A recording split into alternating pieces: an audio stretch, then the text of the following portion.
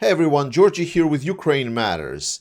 And I'm a little bit lost for words because if you remember from the last video, I was talking that the most massive Russian assault today that was borderlining their initial invasion to Ukraine has occurred in the direction of Avdiivka. And that the losses of Russians were so high that they overshadowed any single day losses ever before in this war to date. Even during the beginning stages, where Russians were just shot from all sides by partisan activities in Kiev, it was not even close. And my question was, because at that moment the situation was still unclear, what will be the territory, the ground that Russia will gain? And I explained that with the losses that Russia have sustained, anything shorter than completely capturing or at least coming close to a single line of entry into Avdiivka and maybe cutting that single line of entry into Avdiivka would be the minimum, absolute minimum compared to how much losses Russia has sustained. Now, you absolutely clearly can see that almost nothing has changed. What happened is Russia has advanced a little bit in the south, just a little bit, and then they advanced a little bit in the north. And most of the advances are in the north, where Russia has advanced to something that is called Terikon, which is this place right here. And right now, it's been claimed to be captured by Russians many times already, but there has been zero proofs about Terikon being actually captured. What Ukrainians are reporting is that yes, indeed, Russians made it to the foothold of Terikon, and from there they're sending in kind of troops up the hill of the Terikon. Terikon is like a waste pile that was covered with some soil. So now it's like 20-meter high man-made hill. It's a nice high ground in the area. And Russians are getting on that hill, and as soon as they get there, they just get obliterated by artillery and machine gun fire. Obviously, they're slowly etching in, but important here what to get is that this is all that Russia has achieved. They haven't been able to secure Terikon. And if you think that, like, well, if I believe Russian channels, then once they take Terikon, that's it. Like the whole northern flank of Avdiivka collapses, then whoop, Terikon taken, high ground, then it's like this, and everything taken. Well, no, because if you look closely enough, this thing on the map looks very industrial. And one thing that we definitely learned in this war, that industrial zones are extremely tough nut to crack, and those are usually massive fortifications. If you just look it up, Google pictures, this is what Russia is going to meet down there. It's massive concrete buildings. There is also a couple of underground levels here. It used to be a coke plant before the war. It still technically is, but I'm not sure if it's going to be ever working again. But you see the problem. There are massive fortifications that can be built, and worse, built by Ukraine in this area. We have seen Russia dedicating a lot of forces over this year and a half. Roughly estimates, because we don't know the full forces of Russia, but at least ballpark estimates say that Russia can continue at the tempo it was continuing to have enough resources and equipment to go on for about a year and a half, 2 years. Not comfortably, but at least get through that. With estimates of losses as high as this, Russia would struggle to go on for over 4 months. That's just to put you in a scale just how much Russia accelerated the loss of their personnel and equipment. The most important thing is that Russia right now is not a good position at all. Ukraine, while slowed down, we know that some of the brigades that were supposed to kind of rotate in, and this is now public information, I can easily talk about it. Some of the brigades that were supposed to come in and rotate out the brigades that were fighting on the Rihov axis have been sent into Avdiivka to help reinforce that area. And so far, Russia has lost incredible amounts of forces, and they are not even close to capturing kind of the first tactical positions, changing it from what it had before. Can Russia do that? Can Russia close down the Avdiivka? Yes, they can, because they still have the resources. But the question is, at what cost? Because costs are ludicrously high. And if someone says, well, they did it with Bakhmut, fair enough. One massive change, though: since Bakhmut, Ukraine has gotten cluster munitions. Cluster munitions have been shown that they are much more effective than anyone was expecting. Can Russians take Avdiivka?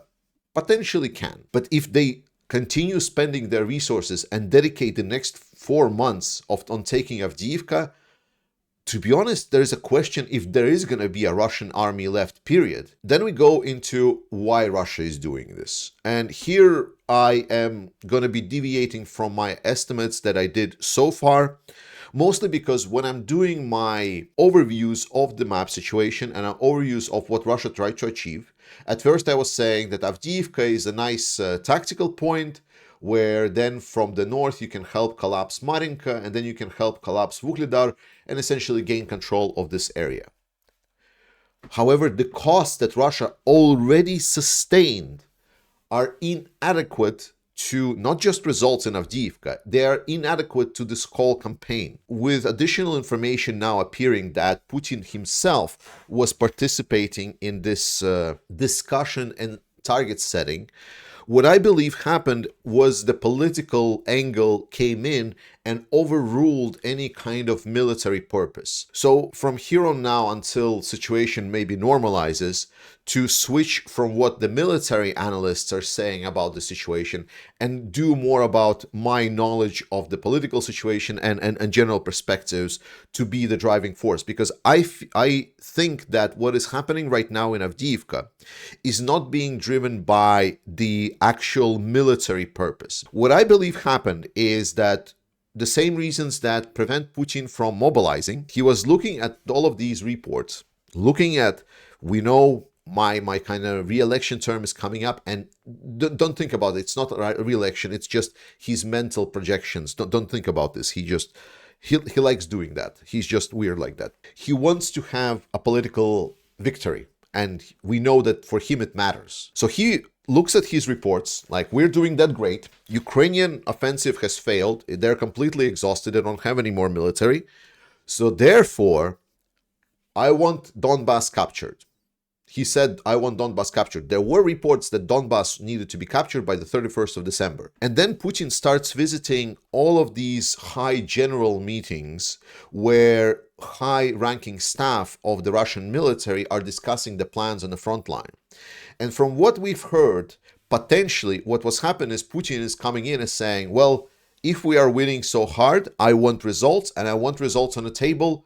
Like, we have the power, Ukrainians are weak, go for it. If you look militarily, it's one of the stupidest ideas to attack Ukrainians where they are the strongest. Avdiivka is a well-known fortification point for Ukrainians. It's like been standing there from 2014. There are reasons why Avdiivka wasn't taken in 2014 with a lot of other territories. And attacking into this fortified position is really, really dumb. More importantly, Avdiivka, in a larger sense, not that important. Collapsing Avdiivka would free up certain territory, yes, but it's not really a game changer as a lot of people expect. So for Putin now, this is, I guess, for him, it was like, okay, these are the borders of Donbass, I want them. There we go. Where do we begin? We need to take out Avdiivka, take out Marinka, take Vuhledar. That's it. Donbass will be taken by Christmas. There we go. Send everything. Political will has come again, and the same political will that dictated that Russians need to go in a nice columns towards Kiev and get destroyed anyway. The same political will is now dictating what is happening in Avdiivka. I'm going to continue reporting on this. The perspective that you need to take away is that what's happening right now in Avdiivka is not a military necessity for Russia. It is not done because Russia can do it. It is not done because it's a good military practice or a good military maneuver, but because it's a political will, and it's self-destructive political will. Then the second point that I want to talk with you about is about the situation on the banks of the Dnipro River.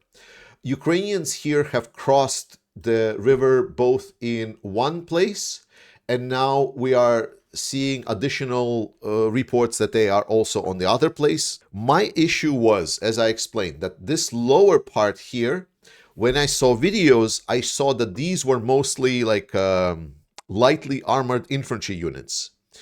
Then when Ukrainians landed at Krinki, this is the second village here, videos that came out of there showed that Ukrainians are moving a lot more heavily kind of packed units, so there was a lot more resource going. I also noticed that they're bringing in certain equipment with them, like heavier equipment, and certain reports are stating that they're also able to get some light vehicles across. My problem is that a lot of analysts have asked questions saying, you know, Ukrainians can get with the forces across the river. They can get like smaller boats, maybe lighter vehicles across the river, yes. But at some point to execute major offensive, Ukraine will need to get heavy equipment, and more importantly, they will need to start delivering a lot of supplies over the river.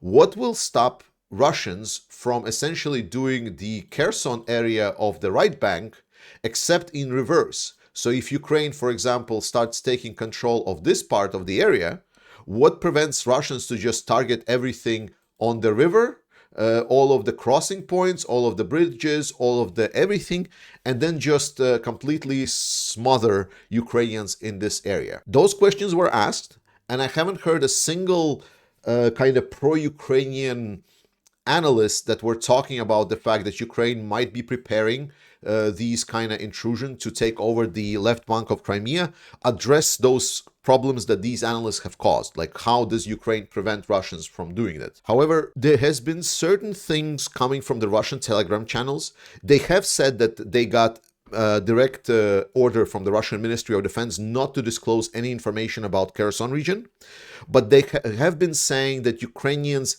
have been able to establish certain connections of ferrying equipment to the right bank. Moreover than that, they've reported that there is already now 3 Ukrainian brigades, full-flown marine brigades that are operating in this area that might be ready to go cross towards the Kherson region. So while I'm still pessimistic because I haven't heard the answer on how Ukraine will secure the connections over the river, maybe, just maybe, the Ukrainian general staff will be able to surprise us all with some new tactics, with some new solutions that will allow them to open this new front line against the Russians. This front line is not that heavily fortified. This area around here is mostly gray area. There is no one in control of it. Russian fortifications start only like 20 kilometers from the river itself. So Ukrainians can enter the gray area. They can secure the right bank of the left bank of the river. And this will be problematic for Russians, not only because they dedicated a lot of forces to secure the south. Now there is a political pressure of securing a lot of forces around Avdiivka. And if Ukraine does open this, then this very truly might be the last straw to break the camel's back. Thank you so much for watching this. Thank you so much to moderating team. Support this channel at Buy Me a Coffee. Support Ukraine. Slava Ukraini. I love you guys. And I'll see you next time.